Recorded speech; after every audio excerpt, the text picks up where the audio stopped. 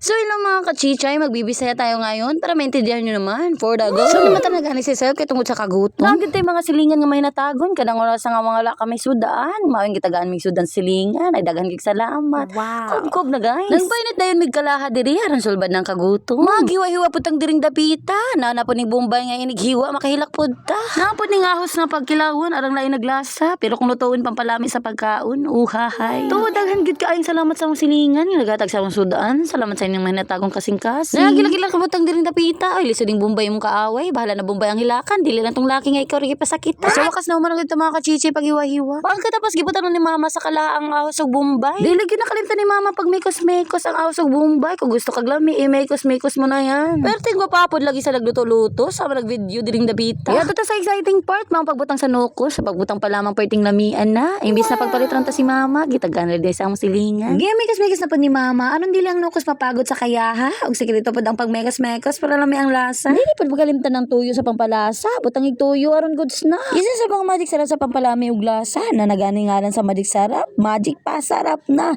Wow! Masat pa daw nila mga kachichay kung magluto daw mga kachichay butang idaw og ugma aron lami daw ang lasa. Mao daw kana ang ingredients nga dili mapalit lang sa akong mama. Wala pa ko magdodo sa pagtilaw mga chichay. So goods na ang lasa ato ng siradan. So pagkasirado na ako nakadumdum ko nga may isda pa man ditong gihatag nila. Plano man ta sugbaon wala man tay kahoy nga pagsugdod ba.